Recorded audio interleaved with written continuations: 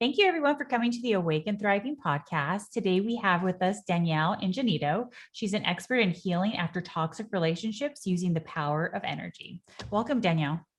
Hi, Andrea. Thank you so much for having me. I'm very excited to be here.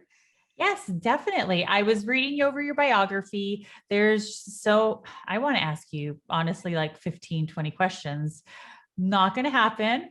But we're going to cover probably a fair amount of interesting topics that a lot of people may not have really thought to ask before. So I would love to just start at the beginning. How did you get into healing toxic relationships using the power of energy? Yeah, so it's an interesting story because I was a CPA and I had my own accounting business for 10 years before I even got into this. I was always kind of getting into toxic relationships my whole life, and I had been married for 9 years. It was definitely toxic. I was trying to get out of it, but I couldn't get out of it. And then one day, the kind of universe just took over, and everything kind of went down. And he was with someone within a week from then. So therefore, I was devastated. I didn't know what to do. I had been in therapy for a really long time, but none of it was helping because I figured if I could heal myself, like maybe I can fix our marriage by just changing myself. But that didn't work. So therefore, once I was devastated, I went down like a downward spiral. I had two small kids at the time. They were 6 and 3. So I was just in a really bad place. And I started kind of searching for more. So I started going on YouTube and listening to a lot of videos and stuff. And one day my friend recommended energy healing. And I was like, what is that? I was totally skeptical about it. But at that point, I was already in therapy. I was trying everything and I just wasn't feeling better. So I was like, you know what? Let me give it a try. And I went and I cried like a baby on the table, but I released so much and I actually felt lighter and felt better and felt like things had kind of lifted off. And from that moment, I'm the kind of person that's like, I got to learn that. So I learned it. And then I started helping women do the same thing. So when you did the initial energy healing, did you have to do a couple of sessions or how did that work out? That's the great part about energy healing is that, yes, I think everyone will have to do a couple of sessions, but if you have one specific area that you want to work on, like one session could be enough. So for me to feel better than I had ever felt in those past 6 months since everything happened, it only took one session to actually feel better. Was I completely healed? No, not after one session, but I definitely felt lighter. I wasn't as emotional. I wasn't anxiety driven anymore. Like it had just kind of released. Is there a program that you do? How does that work? I know women that I think are really successful and even men, and they've been treated, the stories they tell me about what they deal with from men, I'm like, I have never in my life been talked to that way or treated that way. And to see all these really successful people be treated like that. There's a friend that's a financial advisor, and she was dating this guy that didn't allow her to go number 2 around him because he thought that that was not ladylike, and he can go, but she couldn't go. And when she told me that, I was like, what is going on? You are so successful. How are you letting these men treat you so badly? Because we've all had bad relationships, but I've never experienced that. And I'm not sure if where that ties in, but do you find that with a lot of your clients? Yeah, absolutely. So I want to jump into what codependency is here to kind of explain this to you. So codependency, and especially for the successful people, they would say, I'm not codependent, right? Like I depend on myself. I'm the breadwinner. And that was me as well. I was the breadwinner. I had my CPA clients. And once everything went down and I would tell one or two of them that I was really close to, what happened, they're like, you? What are you talking about? Because I was successful, I was professional, but in relationships, I wasn't. Because codependency isn't about being dependent on somebody else. It's about seeking the validation and love that you don't have for yourself outside of yourself. So basically, a lot of women and men will dive into their careers because it validates them. Every time they get a new promotion, or every time, like when I passed the CPA exam, it was like, I was enough, I was lovable. And that's kind of like why those people are that way, because their career is validating them. Their career is making them feel like they are loved. And then when it comes into the relationship department, they don't know how to handle that. And again, we're seeking that love. So we settle for little breadcrumbs of love, of attention that they give us. And that's why they can talk to us that way, because we're stuck. And I usually say this usually goes back to the childhood, where things in our childhood made us feel that we weren't lovable. And therefore we start searching for that love outside of ourselves. So in the career department, it's kind of easy because there's nobody talking back to you. It's like you're kind of in control.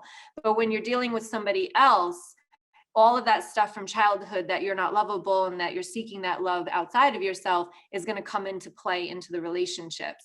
So that's why those successful people can be really damaged and kind of weak, I would say, in relationships. Okay. Yeah. Cause some of the stories I heard, truthfully, like they actually made me teary eyed, because I couldn't believe that. Cause you see, like, if you've never experienced that kind of talking to, and you hear it from somebody close to you, it's truly shocking that there's people that treat you poorly. I believe I dated a narcissist before, but he did, like, in the very beginning, it was just too much for me. I stepped away, even though, and that was the worst thing to do to him, because he was like, he's like, I didn't want you anyway. I was like, well, okay. But he got all like, how narcissists would get if you break up with them and they don't break up with you. So that turned into an interesting thing.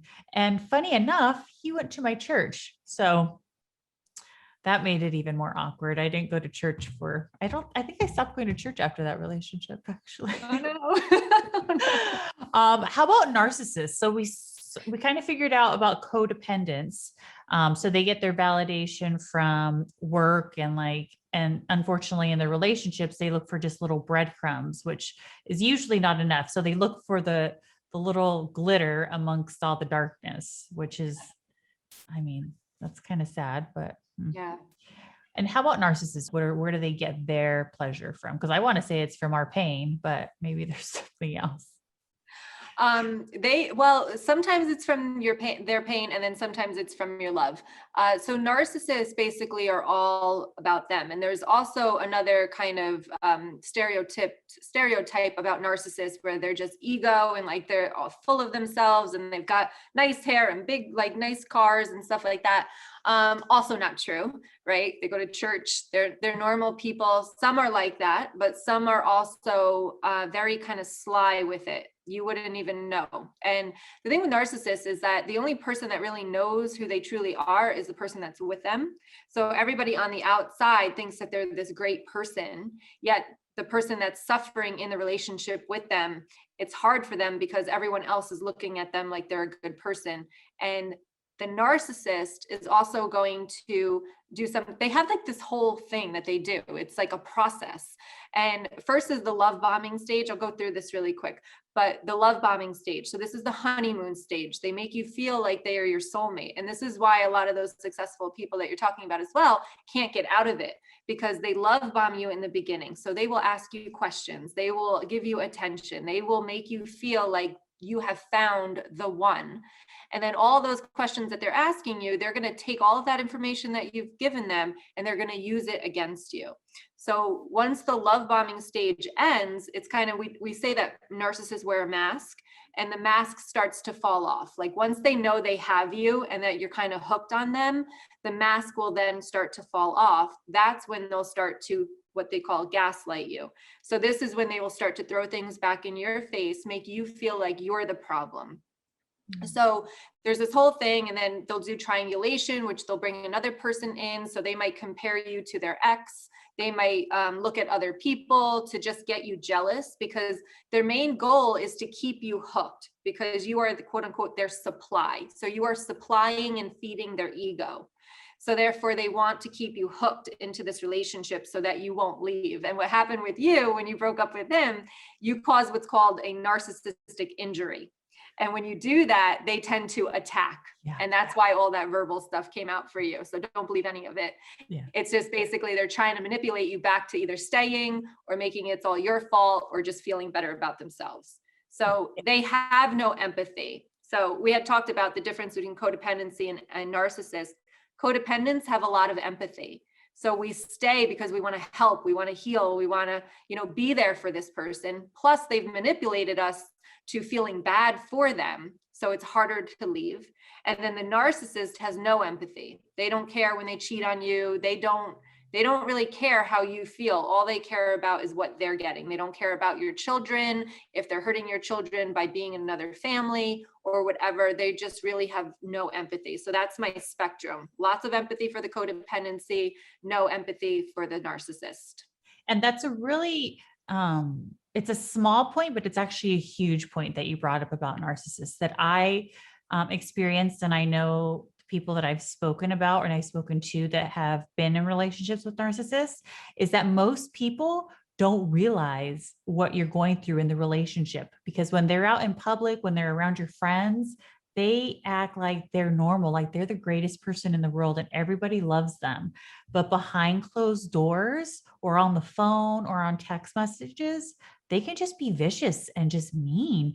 And it just comes out of nowhere. So that's a really good point that you bring up, because I don't think a lot of people realize that is that most people probably have that know somebody that is a narcissist, but you don't know it. Yep. Yeah. And it's hard to believe when everything went down with my ex-husband, all his friends did not believe me. So I lost all of their friends. And then later on, he actually admitted to what he did. And they were like, oh my gosh, because they only see the mask. They only see what the narcissist wants them to see. And that's why it's also hard for the person in the relationship to leave, because nobody believes them and they'll lose all their friends, because a lot of them will go with the narcissist because the narcissist will make it that way once everything ends with that person. So it is a little hard to leave them. I mean, it's a lot hard to leave them. Definitely. And then, so we talked about codependency and we talked about narcissists, and there was a third that I actually resonated with me a little bit. Can we talk about the third one? Because I've seen it and a lot of people have probably seen the word before, but to have a little bit more explanation to it would be great. Yeah, awesome. So the word that you're talking about is an empath. And a lot of people will say, am I codependent, narcissist, or an empath? And I did a whole video about this where that spectrum is narcissist and codependent, but the empath is not on the spectrum of empathy. The empath is energy related. So an empath is somebody that actually takes on other people's energy. And I'm writing a book, so it's all science-based. So I also want to bring in religion here, because a lot of people that I work with get scared to work with me because they're going against their religion. And that's why I like to bring it back to science, where this isn't about religion. It's completely separate. So science is science, and we're talking about energy. Our bodies, we're all, not even our bodies, but we're all made up of energy. Everything is made up of energy. And what happens is energy can kind of go together, right? So I like to talk about it as slime. For some reason, it's the only thing I can think of. My daughter loves slime, and that little toy, the little thing that they have that just goes everywhere. And that's kind of like how energy is as well. So, and our energy field kind of goes out of our body 2 to 3 feet. So it's not just within our body, it's all around our body, which is also known as the aura. And what happens is if you're in close, not even, but if you're next to somebody or your partner comes home and they're in a bad mood and you were in a great mood, and then now all of a sudden you're in a bad mood, it's because you're taking on that person's energy. And as an empath, as our energy is actually made up of our thoughts, feelings, and emotions. So therefore, if you're taking on other people's energy, you're taking on other people's emotions as well. And sometimes I've worked with people that have had anxiety, which was not their anxiety, it was their partner's anxiety. I've had a little spurt of depression when it wasn't even my depression. So you're taking on those thoughts and feelings from other people when they're not your own. And so that would come to a point that I've always read about, is that empaths have some major strengths, but if they're not aware of how to protect their energy, that can get them kind of into trouble too, because their emotions are all over the place. And most of the time, those aren't even their emotions or energy, right? Yeah, absolutely. So if you were growing up and people have always told you you're over emotional or you're too sensitive or like, why do you keep crying? Like, because we can even be watching TV shows. It doesn't even have to be people. Like if you watch TV shows and you get emotional about it, or like 5 days later, you're still thinking about that TV show, it's because your energy has now connected with what was going on. Our brain doesn't know the difference between real and fake. So therefore, when you're watching a show, it's like it's real and it's like it's happening. So therefore, you can actually take on energy from shows. That's why, like during the pandemic, like I told all my clients, turn off the news, because it was so negative and fear-based that a lot of people were coming to me with anxiety and all these issues and fear and stuff. So I was like, turn off the news, because you're taking on that. And even just the collective of everybody in the world of how we were feeling, like if you did not protect yourself, you could have been, even if you weren't afraid of the virus or anything like that, you could have started to feel that way and not understand why. And I always say, just a quick tip for your audience here is like, if you say to yourself, I don't know why I feel this way, it's because you're taking on somebody else's energy. Okay. And that's good to know. And the whole news thing, I haven't watched the news for a few years, and I read stuff, but the news in itself, whenever it's on, there's just never anything good on there. It's just always bad, bad, bad. And I had friends they would have the news on the whole time for months, and then they would be scared and have anxiety. I'm like, you need to stop watching the news. You need to turn it off. So thankfully we're kind of gotten over, I feel like that hump of the fear. But all right. So for an empath, how do empaths work into the whole? So empaths are not on the same spectrum as narcissists and codependents. How do they react with both of those two? This may be like, I know it's an out there question, but how do they even interact with those two elements? Yeah. So, okay. So, let me think about that for a second for the codependent side. When they react with narcissists, there could be two ways. It depends, right? So an empath can be a narcissist or an empath can be a codependent because they're not on the same spectrum, right? So they can be both of those things. So it depends if you're talking about an empath codependent or an empath narcissist. So let's talk about an empath codependent. So somebody that's codependent, that's seeking that validation outside of themselves and also takes on energy. This is really who I work with because what's happening is narcissists have very negative energy.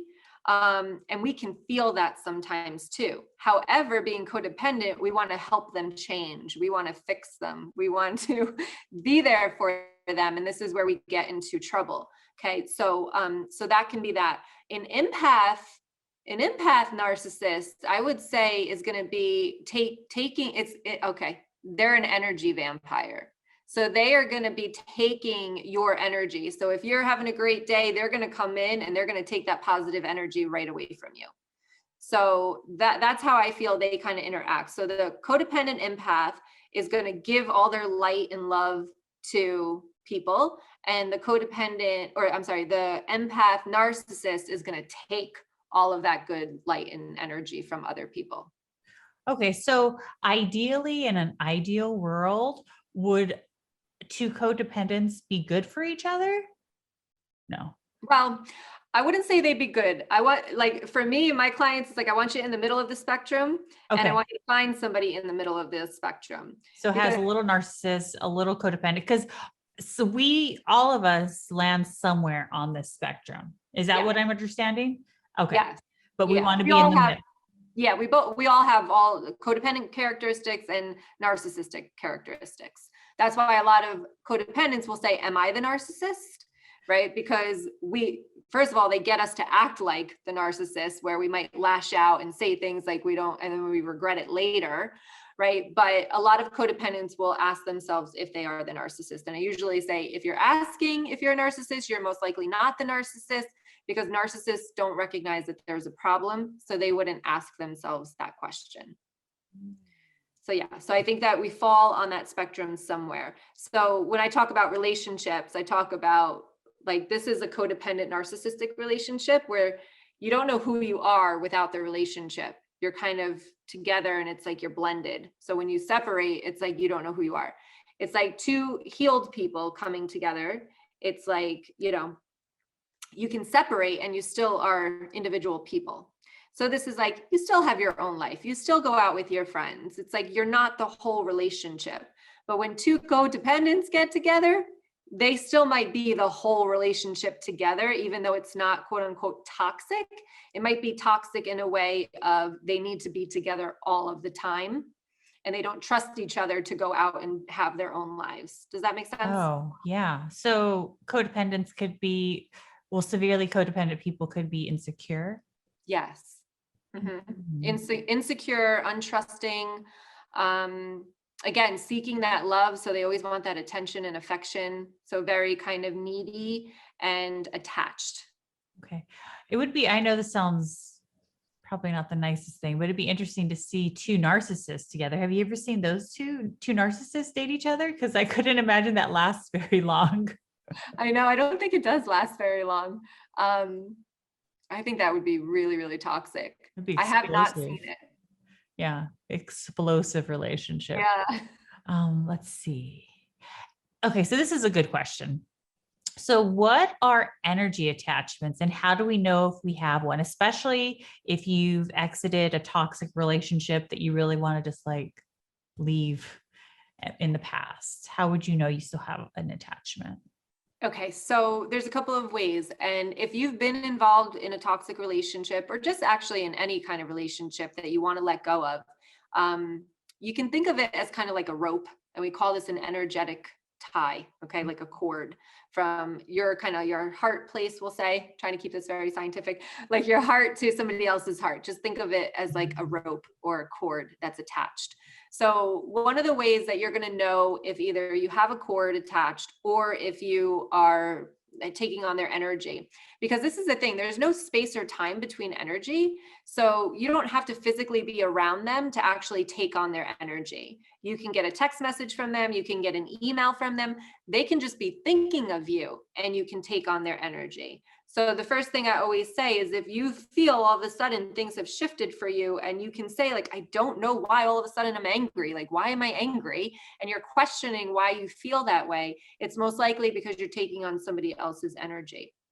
Now, specifically, if it's in this relationship, if they keep coming up in your mind and like you're not thinking about them, say you're over here and you're doing something or you're with your friends and then bam, all of a sudden it's like they're in your mind, that can definitely be a sign that they're thinking of you.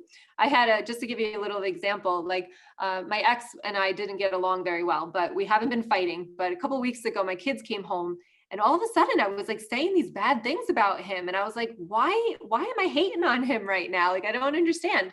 And then all of a sudden I got a nasty text message from him. And it was because he was mad at me because my kids couldn't go with him for a certain event because we already had plans. And I had no idea. I didn't even know that happened. So therefore, then he sent me the text message and I was like, oh, okay. This is why I was saying these things about him because he was thinking that about me. So so I asked him, why am I saying this? So again, that's kind of like your key to know like when you have someone else's attachment or energy on you. Okay. And then how do you get rid of that? What do you do how do you get rid of that?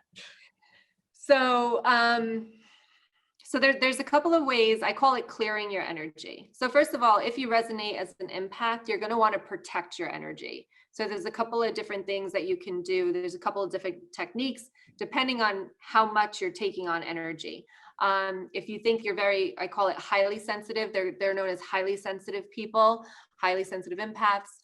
So if you feel like you're doing this a lot, you're going to want to protect your energy on a daily basis, even maybe multiple times a day, depending on how often you're in big crowds of people or maybe at work with low vibrational people. So first you want to protect your energy. You can do this very quickly because I know we're running out of time, but you can do this by pretending. It's really about envisioning and working with your energy. So this might sound weird, but it works, so trust it. By just envisioning like a bubble around you, you can also protect it by imagining mirrors around you. And say if somebody's energy is coming your way, it's like a mirror, so it just actually bounces back to them. I do this with toxic people all the time. This is the best way to protect yourself from toxic people. It's like, okay, you're going to bring that negativity to me, push it right back to them. So this mirror will reflect it back to them. Okay. So these are kind of like visual things that you can do. As far as clearing goes, you can use something called sage, which looks like this. I have like a little jar. It's just leaves here. So you can burn sage. They tell you to burn, smudge. It's called smudging, smudge your house, but you can also smudge you. So if you go out to the store, especially like during the pandemic, when I went out to the store, when I come home, I would just smudge because there was so much negativity out there. You can also do some breath work. I do an exercise like, again, imagination, because your mind is very, very powerful. And I know for people that aren't into the holistic stuff, like your mind is very powerful. Like I was just saying to you, like it doesn't know the difference between real and fake. So when you imagine something, it really thinks that that's happening.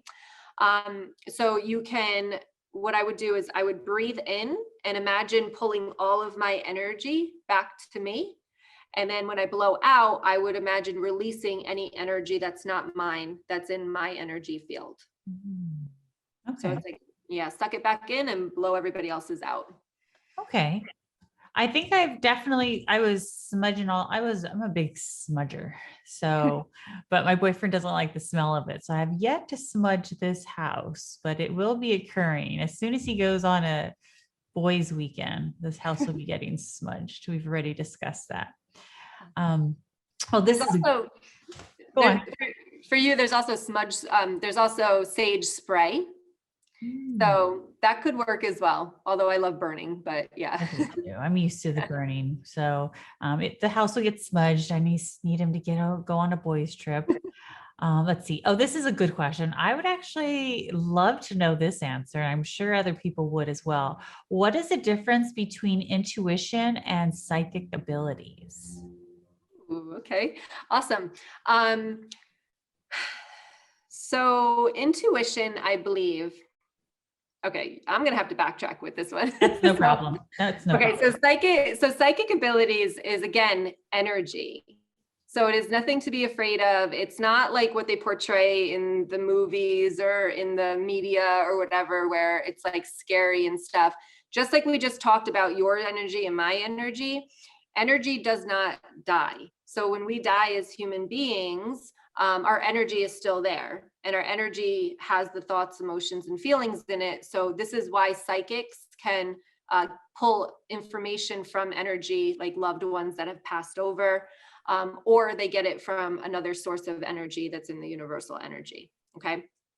So that's the first thing. So I don't want to scare anybody as we go into this topic. So we're really just dealing with energy. So the difference between intuition and psychic abilities is that our intuition is coming from ourselves, but in a higher energy, we'll say. So I believe that we are all part of the universal energy, which we are.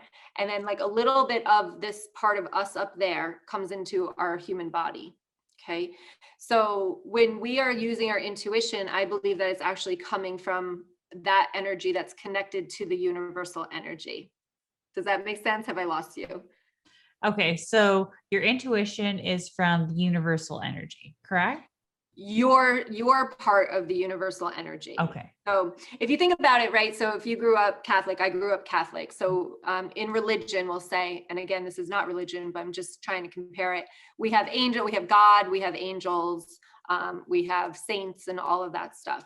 So God would be like the universal energy. And then the angels, right? We have that also. So they're just called archangels. And we also have what's called like a spirit guide that is with us. So it's like one person, we'll say, that's not in the physical body, stays with us for our whole life. So, and that person guides us. But our intuition, I feel as though we are still connected to part of that universal energy, to God, we'll say. And our intuition is pulling from that information. So there's a part of us that already has the life that you want, already knows your life plan of why you're here on earth.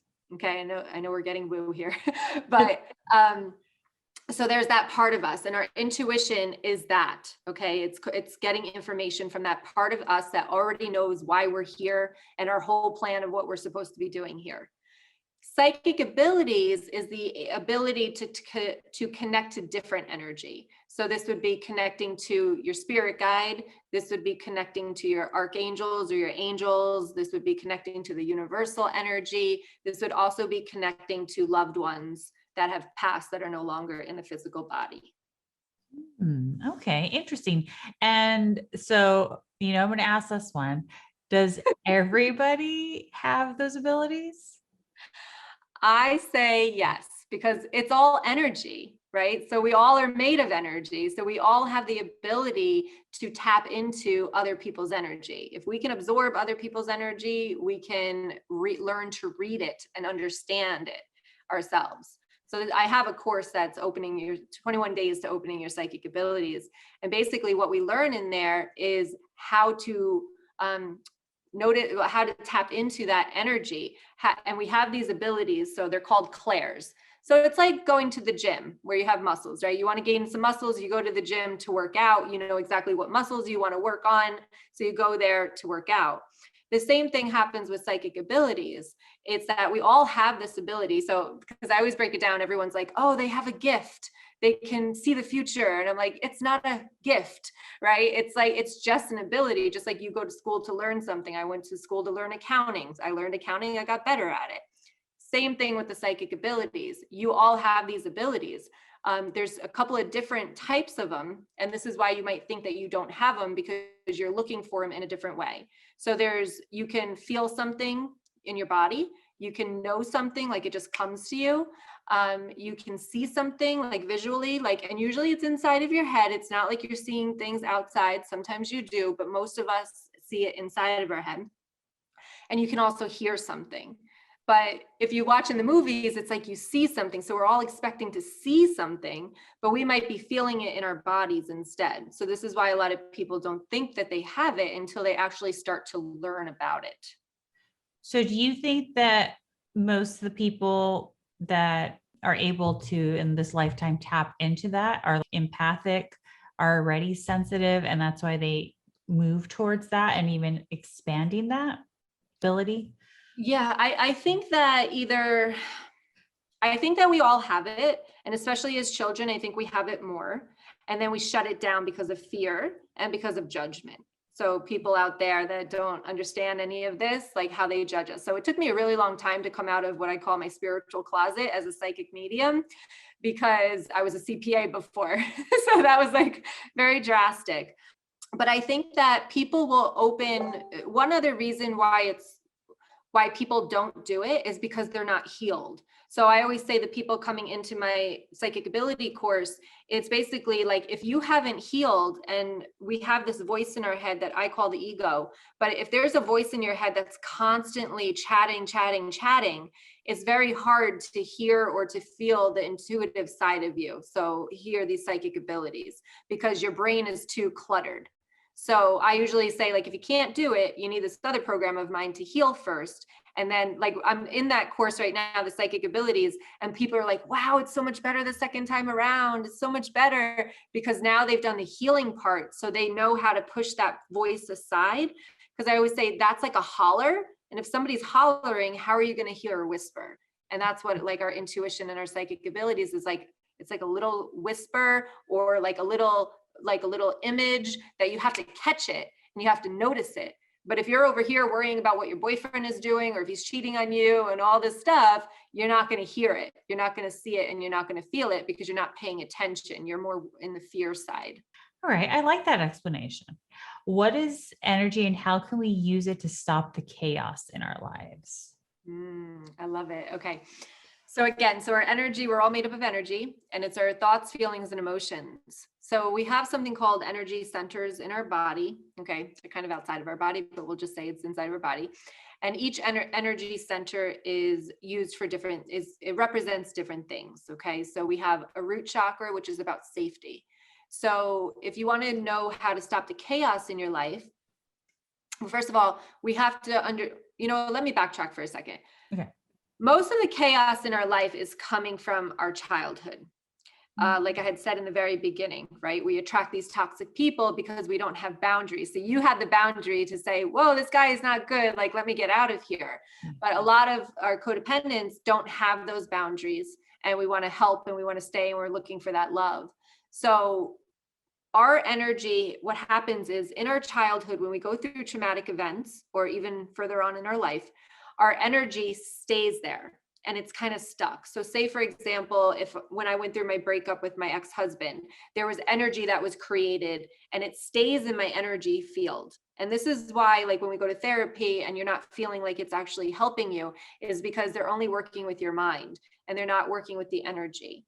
And this is why when I work with women, they say, I know I'm worthy of this relationship, but I don't feel it. Like, I keep attracting the wrong people and I don't feel it. And that's because you're only working with your mind. So you have to work with the energy part of you, because there's so many things that you have been through that have this energy kind of just spinning around in your energy field. And what happens is we push it down, right? So when those emotions come up, we don't want to deal with it and we push it down. So then fast forward. So say if you get into another situation that reminds you of something that happened in your childhood, like you're not lovable. So somebody wants to break up with you and you're like, oh my gosh, it's like crazy. All of a sudden, all of that energy starts to come back up. And this is what I call that triggered you. And it triggers all of that energy to come up. This is when you're going to freak out, have a panic attack, have anxiety, go into a depression, because all of that energy from the past has now come back up. So usually when I work with somebody, they'll come in and they'll tell me what's going on right now. And I will immediately bring it back to something in their childhood, because what's going on right now, this breakup, because I work with women that say, I don't even love him. Like, I don't even know why I'm with him. Like, I don't even love him. And it's because it's not about the person that they're with. It's about what's happened in the past and how they're getting triggered. So in order to kind of stop the chaos in your life, you have to work with the childhood first and let go of all of that energy that is still stuck. And I mean, I've worked with people in their 50s and their 60s, and we bring it right back to childhood, and they're, they emotionally cry and all of this because it's still stuck with them. Yeah, it's amazing how our childhood can affect us so profoundly our whole lives. Yeah. Yeah. And as a mother, it's like I'm always walking on eggshells because I'm like, don't want that to happen to my kids. Yeah, we're trying to be super cautious to ensure that we don't have the same, or they don't have the same, I guess, issues that we had when we were younger. Exactly. So that's a whole nother discussion. So let me just ask you like one quick question. This one kind of throws people when I ask them, and some of the responses I've gotten have been kind of wild. So what is the best compliment that you could receive or have received? Ooh, that's a good question. The best compliment that I think that I've ever received is how authentic I am. And I love that because, being a leader and being a teacher and, expanding and getting a big following, like I always want to remain humble and I always want to be true to who I am. And I think like receiving that compliment of, I love your authenticity and they also say, like my clients will say that they know that they can trust me just by watching my videos. And that like kind of melts my heart a little bit, because I'm like, wow, really? Like, and that's kind of like that's the side of me I want to show. And that's who I always want to remain to be. That's sweet. That's how I would hope a lot of people would want, but it's nice to know that you recognize that and other people can recognize it as well. So that's awesome. Wonderful. All right. Well, it's been lovely having you on, Danielle. Thank you for being on the show. Yes. Thank you very much. Thank you for having me. Yes. Thank you.